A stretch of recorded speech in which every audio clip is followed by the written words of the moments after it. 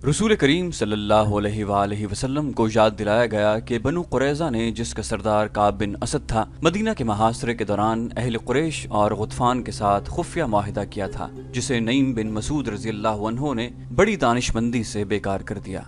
ये वाक़या भी 2-4 रोज़ पहले का था, जिसमें रसूल करीम सल्लल्लाहु अलैहि वसल्लम की फुप्पी हज़रत सफ़िया रज़ियल्लाहु अन्हा, उन्होंने एक यहूदी मुखबर को कत्ल किया था। ये मुखबर उस छोटे से कले में दाखिल होने का रास्ता देख रहा था जिसमें मुसलमानों की औरतें और उनके बच्चों को रखा गया था। उस यहूदी ने एक औरत को अपने मुकाबले में देखकर बड़े रोब और घमंड से कहा था कि वो यहूदी है और मुखबरी के लिए आया है। हजरत सफिया रज़ियल्लाहु अन्हा ने उसकी तलवार का मुकाबला डंडे से किया और उसे हलाक कर दिया। खुदा की कसम, किसी सहाबी ने ललकार कर कहा, इन यहूदियों पर एतबार करना और इनकी बदअहदी पर इन्हें बख्श देना ऐसा ही है जैसे अपने खंजर अपने ही दिल में उतार लिया जाए। अब्दुल्लाह बिन मोहम्मद बिन अस्मा और नाफे हजरत इब्ने उमर रज़ियल्लाहु अन्हु के हवाले से रिवायत करते हैं कि मारका खंदक के खात्मे पर रसूल अकरम सल्लल्लाहु अलैहि वसल्लम ने फरमाया, तुम में हर कोई नमाज असर बनु कुरैज़ा के पास पहुँच कर पढ़े। एक और हदीस में है, जिसके रावी हजरत अनस रज़ियल्लाहु अन्हु हैं, उन्होंने कहा था कि मैं अब तक लश्करे जिब्रील का गर्द गुबार बनु गनम में उड़ते हुए देख रहा हूँ। ये उस वक्त की बात है जब रसूल करीम सल्लल्लाहु अलैहि वसल्लम बनु कुरैज़ा को बदअहदी और धोखाधही की सजा देने लगे थे। तमाम मौर्रिखीन ने लिखा है कि रसूल करीम सल्लल्लाहु अलैहि वसल्लम के हुक्म से मुसलमानों ने चढ़ाई कर दी और बनु कुरैज़ा की किलाबंद बस्ती को महासरे में ले लिया। अहादीस के मुताबिक साद बिन माज रज़ियल्लाहु अन्हु को बनु कुरैज़ा के सरदारों के पास इस पैगाम के साथ भेजा गया कि वो अपनी बदअहदी की सजा खुद तजवीज़ करें। साद बिन माज रज़ियल्लाहु अन्हु जख्मी थे। खंदक की लड़ाई में उन्हें कबीला कुरैश के एक आदमी हबान बिन अरफा की बर्छी लगी थी। लैस बिन मोशान, युहावा और यहूदियों के 3-4 सरकर्दा सरदार अभी तक काब बिन असद के पास बैठे हुए थे। जुरैद बिन मुसय्यब भी वहीं था। उन्होंने अपनी साजिश का वक्त रात का मुकर्रर किया, लेकिन एक यहूदी दौड़ता हुआ अंदर आया। मुसलमान आ रहे हैं, उसने घबराहट से कांपती हुई आवाज में कहा। साफ नजर आता है कि वो दोस्त बनकर नहीं आ रहे। गर्द बता रही है कि वो चढ़ाई करके आ रहे हैं। गर्द दाएं बाएं फैल रही है। देखो, उठो, देखो। काब बिन असद दौड़ता हुआ बाहर निकला और किले के बुर्ज में चला गया। वहां से दौड़ता उतरा और लैस बिन मोशान के पास पहुंचा। मुकद्दस मोशान, काब बिन असद ने कांपती हुई आवाज में कहा, क्या आपका जादू इन बर्छियों और तलवारों को तोड़ सकता है जो हमें कत्ल करने आ रही हैं? रोक सकता है। बूढ़े लैस बिन मोशान ने कहा, अगर मोहम्मद सल्लल्लाहु अलैहि वसल्लम का जादू ज्यादा तेज हुआ तो मैं मजबूर हूंगा। तुम ऊपर जाकर क्या देख आए हो? काब बिन असद ने कहा, खुदाए यहूदा की कसम, ये मुखबरी नईम बिन मसूद ने की है। मुझे मालूम न था कि वो मुसलमान हो चुका है। मुसलमान महासरे की तरतीब में आ रहे हैं, हम निकल नहीं सकेंगे। लैस बिन मोशान ने कहा, इन दोनों को निकाल दो। युहावा जुरैद को लेकर पिछले दरवाजे से निकल जाओ, मैं तुम्हारे पीछे पीछे आ रहा हूँ। आप ऊपर क्यों नहीं जाते लैस बिन मोशान? काब बिन असद ने कहा, आपका वो इल्म और वो जादू कहाँ है जो आप? बूढ़े लैस ने बात काटते हुए कहा, तुम इस राज को नहीं समझ सकते। मूसा ने फिरौन को एक दिन में खत्म नहीं कर दिया था। ये असा जो तुम मेरे हाथ में देख रहे हो वही है जो मूसा ने दरिया में मारा था तो पानी ने उन्हें रास्ता दे दिया था। ये असा का करिश्मा था कि फिरौन का लश्कर और वो खुद दरिया में डूबकर फना हो गया था। जिस तरह मूसा अलैहिस्सलाम अपने कबीले को मिस्र से निकाल लाए थे, इसी तरह मैं तुम्हें यहाँ से निकाल लूंगा। युहावा और जुरैद बिन मुसय्यब पिछले दरवाजे से निकल गए और लैस बिन मोशान भी निकल पड़ा। मुसलमान जब बनु कुरैज़ा की बस्ती के करीब आए तो औरतों और बच्चों में हड़बौंग बपा हो गई और भगदड़ मच गई। औरतें और बच्चे अपने घरों को भागे जा रहे थे। कोई आदमी मुकाबले के लिए बाहर न आया। जो मुसलमान टेकरियों की तरफ से महासरे के लिए आगे बढ़ रहे थे, उन्हें 2 आदमी और एक औरत नजर आई। तीनों भागे जा रहे थे। आदमी जो बूढ़ा था और औरत अपने साथी को घसीट रहे थे। वो पीछे को मुड़ मुड़ कर देखता और आगे नहीं चलता था। वो लैस बिन मोशान, जुरैद और युहावा थे। लैस ने जुरैद के जहन पर कब्जा करके उसे रसूल करीम सल्लल्लाहु अलैहि वसल्लम के कत्ल पर आमादा कर लिया था, लेकिन अब जुरैद उसके लिए मुसीबत बन गया था। वो इस अमल के जेर असर था जिसे आज हिप्नोटिज्म कहते हैं। युहावा अपनी मोहब्बत की खातिर उसे अपने साथ ले जा रही थी। उसे यही एक खतरा नजर आ रहा था कि जुरैद मुसलमानों के हाथों मारा जाएगा, और लैस जुरैद को इसलिए अपने साथ ले जाने की कोशिश में था कि उसे किसी और मौके पर रसूलुल्लाह सल्लल्लाहु अलैहि वसल्लम के कत्ल के लिए नाउज़ुबिल्लाह इस्तेमाल करेगा। لیکن جرید لیس کے عمل تنوین کے زیر اثر بار بار کہتا تھا، کہاں ہے وہ جو اپنے آپ کو خدا کا نبی کہتا ہے؟ وہ ہم میں سے ہے، وہ میرے ہاتھوں قتل ہوگا، مجھے چھوڑ دو، مجھے مدینے جانے دو، معاذ اللہ۔ ایک مسلمان نے ٹیکری پر کھڑے ہو کر انہیں للکارا اور رکنے کو کہا۔ لیس اور یوحاوا نے پیچھے دیکھا اور وہ جرید کو اکیلا چھوڑ کر بھاگ گئے۔ جرید نے تلوار نکال لی۔ کہاں ہے محمد صلی اللہ علیہ وآلہ وسلم؟ جرید نے تلوار لہرا کر ٹیکری کی طرف آتے ہوئے کہا، وہ ہم میں سے ہے، میں اسے پہچانتا ہوں، میں اسے قتل کروں گا جس نے نبوت کا دعویٰ کیا، یوحاوا میری ہے۔ وہ للکارتا آ رہا تھا، یوحاوا ہبل اور عزا سے زیادہ مقدس ہے، سامنے لاؤ اپنے نبی کو۔ کون مسلمان اپنے اللہ کے رسول صلی اللہ علیہ وآلہ وسلم کی اتنی توہین برداشت کرتا؟ جس مسلمان نے ان تینوں کو للکارا تھا اس نے کمان میں تیر ڈالا اور دوسرے لمحے یہ تیر جرید بن مسیب کی دائیں آنکھ میں اتر کر کھوپڑی کے دور اندر تک جا چکا تھا۔ جرید کے ایک ہاتھ میں تلوار تھی، اس کا دوسرا ہاتھ دائیں آنکھ پر چلا گیا اور اس نے تیر کو پکڑ لیا۔ وہ رک گیا، اس کا جسم ڈولا، پھر اس کے گھٹنے زمین سے جا لگے۔ اس کا وہ ہاتھ جس میں تلوار تھی اس طرح زمین سے لگا کہ تلوار کی نوک اوپر کو تھی۔ جرید بڑی زور سے آگے کو گرا، تلوار کی نوک اس کی شہرگ میں اتر گئی۔ وہ ذرا سا تڑپا اور ہمیشہ کے لیے بے حس و حرکت ہو گیا۔ سعد بن معاذ رضی اللہ عنہ جو زخمی تھے کعب بن اسد کے دروازے پر جا رکے۔ کعب نے غلام کو بھیجنے کی بجائے خود دروازہ کھولا۔ بنو قریظہ کے سردار سعد بن معاذ رضی اللہ عنہ نے کہا، تیرے قبیلے کے بچے بچے نے دیکھ لیا ہے کہ تیری بستی ہمارے گھیرے میں ہے۔ کیا تو کہہ سکتا ہے کہ تو نے وہ گناہ نہیں کیا جس کی سزا آج تیرے پورے قبیلے کو ملے گی؟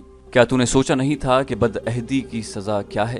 کعب بن اسد نے ہارے ہوئے لہجے میں کہا، مجھے انکار نہیں، لیکن میں نے وہ گناہ کیا نہیں جو ابو سفیان مجھ سے کروانا چاہتا تھا، اس لیے نہیں کیا کہ تو اس سے یرغمال میں اونچے خاندانوں کے آدمی مانگتا تھا۔ سعد رضی اللہ عنہ بن معاذ نے کہا، اس سے پہلے تو نے اسے کہہ دیا تھا کہ تیرا قبیلہ مدینہ کے ان مکانوں پر شبخون مارے گا جس میں ہماری عورتیں اور بچے تھے۔ تو نے ایک مخبر بھی بھیجا تھا، بدبخت انسان، تو نہ سوچ سکا کہ مسلمانوں کی ایک عورت بیدار ہوئی تو وہ یہودیوں کی شیطانیت کو صرف ایک ڈنڈے سے کچل دے گی۔ میں جانتا ہوں تمہیں نعیم بن مسعود نے خبر دی ہے کہ میں نے تم سے بدعہدی کی ہے۔ کعب بن اسد نے شکست خوردہ آواز میں کہا، تم یہ جان لو کہ یہ خبر غلط نہیں، میں نے جو کچھ کیا وہ اپنے قبیلے کی سلامتی کے لیے کیا تھا، اب اپنے قبیلے کے لیے سزا خود ہی مقرر کر لو۔ سعد بن معاذ رضی اللہ عنہ نے کہا، تو جانتا ہے کہ معاہدہ توڑنے والے قبیلے کو کیا تاوان دینا پڑتا ہے؟ اگر تو خود اپنی سزا کا فیصلہ نہیں کرتا تو بھی تجھے معلوم ہے کہ تیرے قبیلے کا انجام کیا ہوگا۔ کیا تو بنو نذیر کا انجام بھول گیا ہے؟ مجھے اس زخم کی قسم جو میں نے خندق کی لڑائی میں کھایا ہے، تیرے قبیلے کا انجام ان سے زیادہ برا ہوگا۔ ہاں سعد، کعب بن اسد نے کہا، میں جانتا ہوں میرے قبیلے کا انجام کیا ہوگا، ہمارے بچے اور ہماری عورتیں بھی ختم ہو جائیں گی۔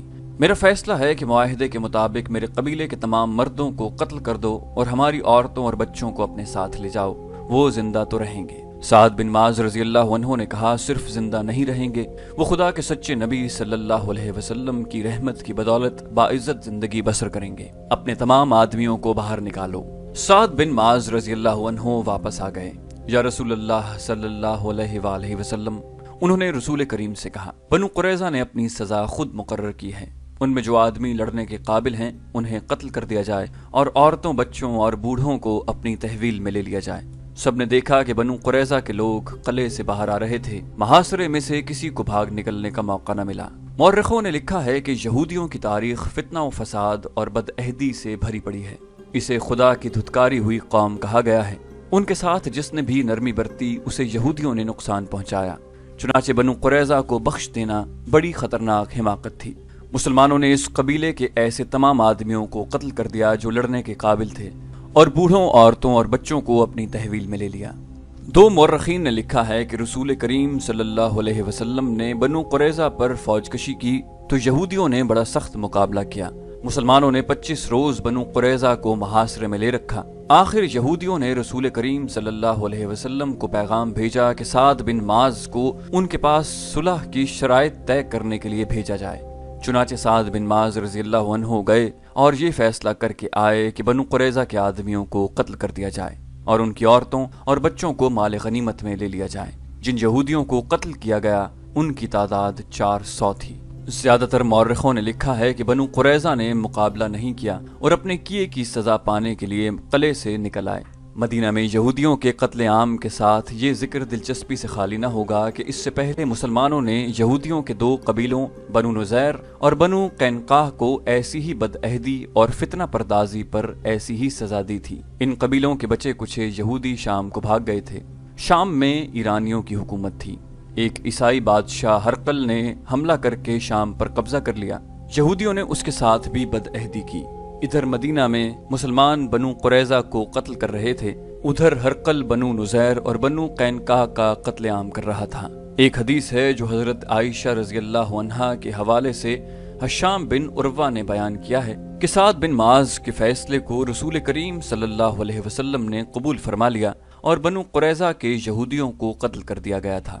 ہشام بن عروہ نے یہ بھی کہا ہے کہ ان کے والد بزرگوار نے انہیں یہ واقعہ سنایا تھا کہ سعد بن معاذ کو سینے میں برچھی لگی تھی۔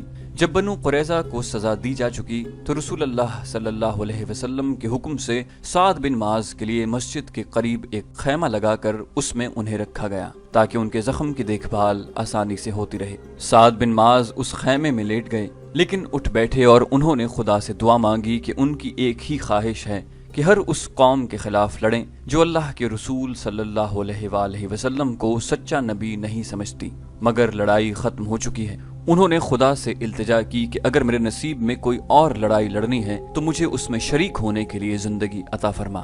اگر یہ سلسلہ ختم ہو گیا ہے تو میرے زخم کو کھول دے کہ میں تیری راہ میں جان دے دوں۔ سعد بن معاذ کی یہ دعا 3-4 آدمیوں نے سنی تھی لیکن انہوں نے اسے اہمیت نہیں دی تھی۔ صبح کسی نے دیکھا کہ سعد بن معاذ کے خیمے سے خون بہہ بہہ کر باہر آ رہا تھا۔ خیمے میں جا کر دیکھا سعد بن معاذ رضی اللہ عنہ شہید ہو چکے تھے۔ انہوں نے خدا سے شہادت مانگی تھی، خدا نے ان کی دعا قبول کر لی، ان کے سینے کا زخم کھل گیا تھا۔ بنو قریظہ کی تباہی کی خبر مکہ پہنچی تو سب سے زیادہ خوشی ابو سفیان کو ہوئی۔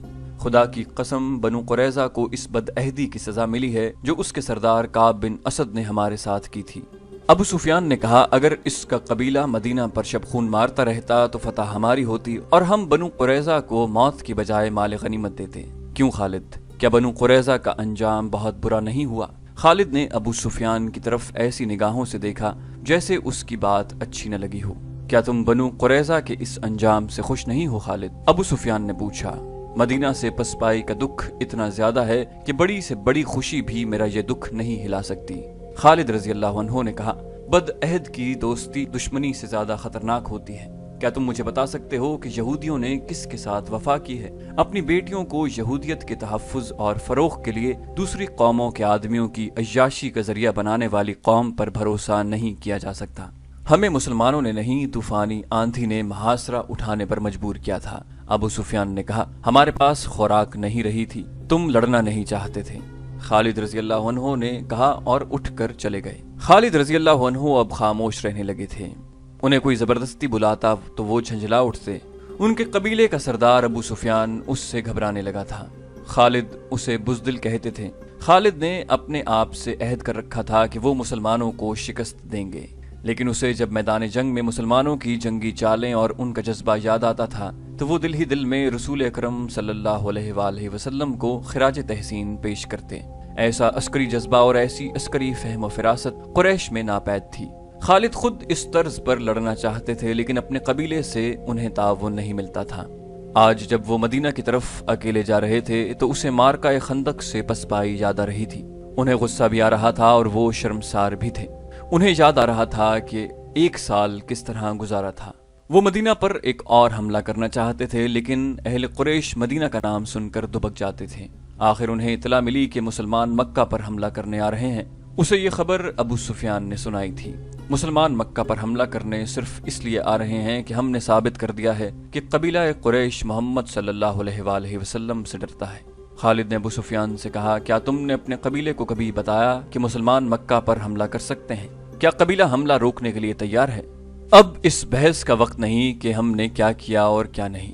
ابو سفیان نے کہا مجھے اطلاع دینے والے نے بتایا ہے کہ مسلمانوں کی تعداد تقریباً 1,500 ہے۔ تم کچھ سوچ سکتے ہو؟ میں سوچ چکا ہوں۔ خالد رضی اللہ عنہ نے کہا مجھے 300 سوار دے دو، میں مسلمانوں کو راستے میں روک لوں گا۔ میں قرل غیم کی پہاڑیوں میں گھات لگاؤں گا، وہ اسی درے سے گزر کر آئیں گے، میں انہیں ان پہاڑیوں میں بکھیر کر ماروں گا۔ تم جتنے سوار چاہو لے لو، अबू सुफियान ने कहा, और फौरन रवाना हो जाओ, ऐसा ना हो कि वो दर्रे से गुजर आएं। खालिद को आज याद आ रहा था कि इस खबर ने उसके जिस्म में नई रूह फूंक दी थी। उसने उसी रोज 300 सवार तैयार कर लिए थे। मुसलमानों की तादाद 1400 थी। इनमें ज्यादातर नफरी प्यादा थी। खालिद खुश था कि अपने सवारों की क़यादत उसके हाथ में है। अब अबू सुफियान उसके सर पर सवार नहीं था। सब फैसले उसे खुद करने थे। वो मुसलमानों को फैसला कुन शिकस्त देने के लिए रवाना हो गया। खालिद कुछ देर आराम करके और घोड़े को पानी पिलाकर चल पड़े। उसने घोड़े को थकने न दिया। मक्का से घोड़ा आराम आराम से चलता आया था। खालिद बड़ी मजबूत शख्सियत का आदमी था। खालिद रजी अल्लाह अन्हु बड़ी मजबूत शख्सियत के आदमी थे। उनके जहन में ख्वाहिशें कम और इरादे ज्यादा हुआ करते थे। वो जहन को अपने कब्जे में रखा करते थे, मगर मदीना को जाते हुए जहन उस पर काबिज था। यादों के थपेड़े थे जो उन्हें तूफानी समंदर में बहती हुई कश्ती की तरह पटक रहे थे। कभी उनकी ज़हनी कैफियत ऐसी हो जाती जैसे वो मदीना बहुत जल्दी पहुंचना चाहते हों, और कभी यूं जैसे उन्हें कहीं भी पहुंचने की जल्दी ना हो। उनकी आंखों के आगे मंजिल सराब बन जाती और दूर ही दूर हटती नजर आती। घोड़ा अपने सवार के ज़हनी खलफिशार से बेखबर चला जा रहा था। सवार ने अपने सर को झटक कर गिरदोपेश को देखा। वो जरा बुलंद जगह पर जा रहा था। उफक से उहुद का सिलसिला कोह और ऊपर उठाया था। खालिद को मालूम था कि कुछ देर बाद इन पहाड़ियों के करीब से मदीना के मकान उभरने लगेंगे। एक बार फिर खंदक और पसपाई याद आई और मुसलमानों के हाथों 400 यहूदियों का कत्ल भी याद आया। बनु कुरैज़ा की इस तबाही की खबर पर कुरैश का सरदार अबू सुफियान तो बहुत खुश हुआ था, मगर खालिद रज़ी अल्लाह अन्हु को न खुशी हुई न अफसोस। कुरैश यहूदियों की फरेबकारियों का सहारा लेकर मोहम्मद सल्लल्लाहु अलैहि वसल्लम के पैरोकारों को शिकस्त देना चाहते हैं।